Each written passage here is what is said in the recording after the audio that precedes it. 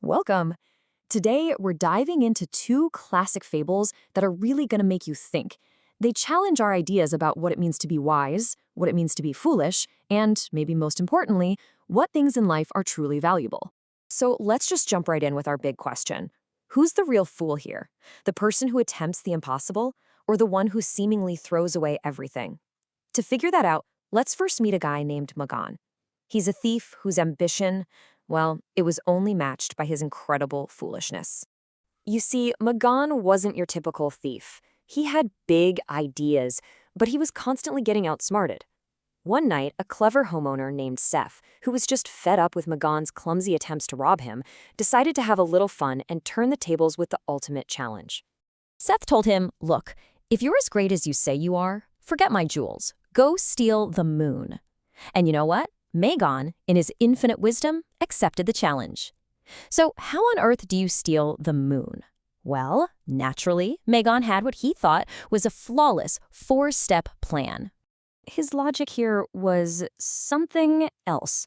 He figured a bat has a strong grip, right? It could just latch onto the moon. And then a powerful truck could simply, pull it right out of the sky. Simple. And the most incredible part?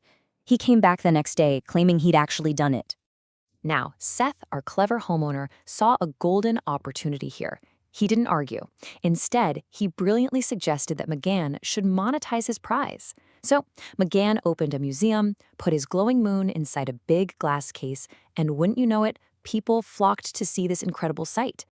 But there's a problem. As we all know, the moon has phases, and pretty soon Monaghan's prize asset started to wane. First it became a tiny sliver, and then one night, it was gone completely.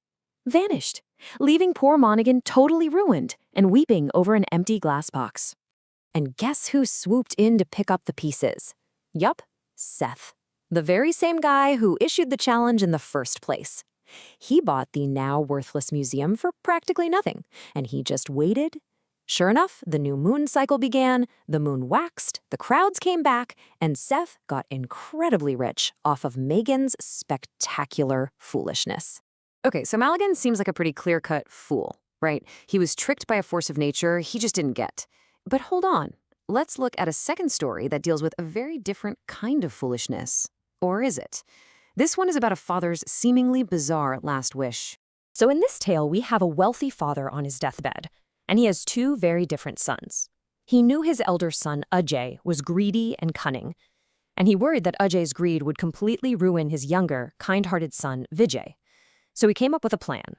When the will was read, it seemed both cruel and totally nonsensical. He left his entire vast fortune, all the factories, all the wealth, to the greedy son, Ajay, and to his kind son, Vijay, he left him nothing more than a single, run-down hut in the middle of the jungle. While Ajay was celebrating his huge inheritance, Vijay just humbly accepted his fate. He trusted that his father must have had a good reason. So, along with a loyal servant, he made the long journey to his new, humble home. As Vijay stepped inside, probably preparing himself for a simple life of poverty, he realized, almost immediately, that his inheritance was not at all what it seemed. Because that humble exterior was just a disguise. It concealed an absolutely magnificent, opulent palace. It was a testament to his father's hidden wisdom and love.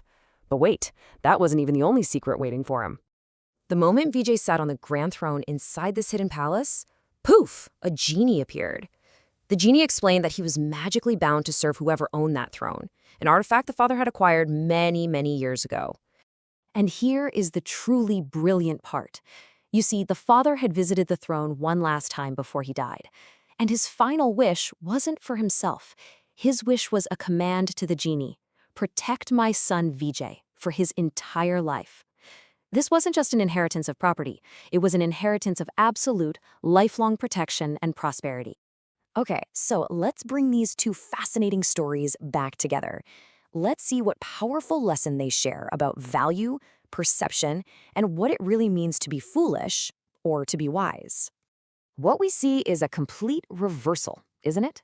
Magan, who looked like he achieved the impossible by stealing the moon, was actually just a gullible fool duped by basic astronomy.